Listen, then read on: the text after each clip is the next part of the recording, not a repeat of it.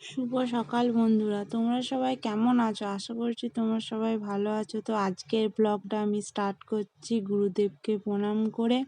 তো তোমরা দেখতেই পাচ্ছ সকাল সকালটা গুরুদেবকে প্রণাম করে স্মরণ করে ফুল দিয়ে আমি রেডি হয়ে গেছি। আর এদিকে ছেলেটা আমরা ঘুমোচ্ছে, ইষ্টু এদিকে ঘুমোচ্ছে। এখনই ঘুম থেকে উঠে গেলে এখন একটাও কাজ করা, ঘরের যে অবস্থা হয়ে আছে দেখতে পাচ্ছ। জামা কাপড়গুলো কেচেছি কিন্তু একটাও ভাঁজ করে গুছিয়ে রাখা হয়নি, তাই ভাবলাম ও যখন ঘুমোচ্ছে তখন জামা কাপড়গুলো সব ভাঁজ করে নিই।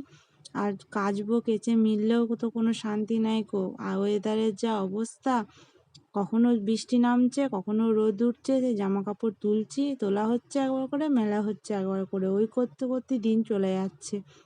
আর সকালবেলায় ভাবলাম আজকে যখন ঘুমোচ্ছে তখন তাড়াতাড়ি কাজটা ছেড়ে স্নান টান করে নেবো।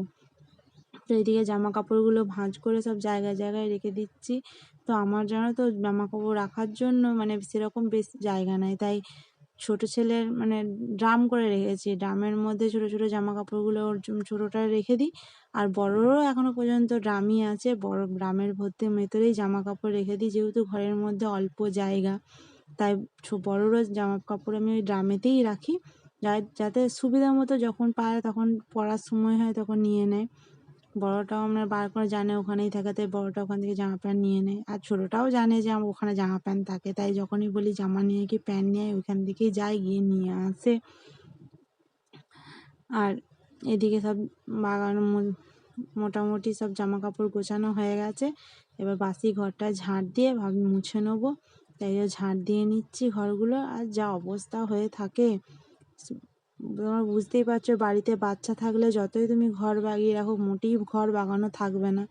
তোমরা সবাই জানো যে ঘরেতে বাচ্চা থাকলে কীরকম মানে হয় আর কি, মানে কীরকম ঘরের পরিস্থিতি থাকে।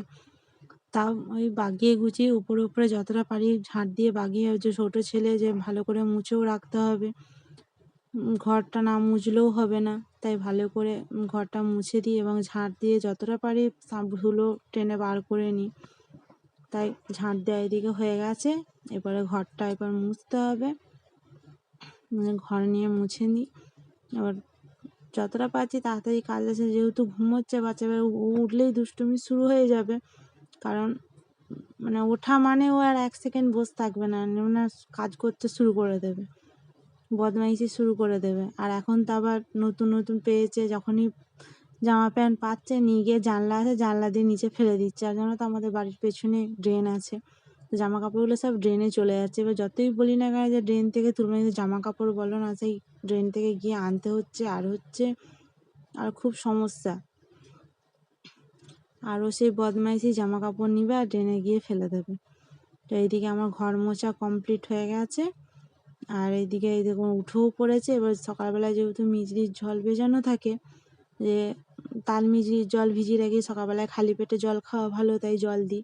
তো জলটা বলছি খেয়ে নে, সে মোটেই খাবে না, বড় দুষ্টুমি হচ্ছে, খাওয়ার মুডে নাই, খায় না, দুটো খেয়েছে দিয়ে আর খাবে না, সে বদমাইশি হচ্ছে, রুমাল পেয়েছে একটা, রুমাল নিয়ে খেলবে। তাতে বলছি জলটা খেয়ে নিয়েছে, খাবে না, দেখছি রুমালটা নিয়ে যদি বলছি জলের মধ্যে ডুবিয়ে দেবো, খেতে আর চাইছে না। দেখ এদিকে খাওয়ানো আমার কমপ্লিট হয়ে গেছে, এরপর যাবো নিচে, আর আমার স্নানও হয়ে গেছে। তো আজকের ব্লগটা এই পর্যন্তই, টাটা। আর ভিডিওটি ভালো লাগলে অবশ্যই একটা লাইক, আমার চ্যানেলটি সাবস্ক্রাইব অবশ্যই করবে।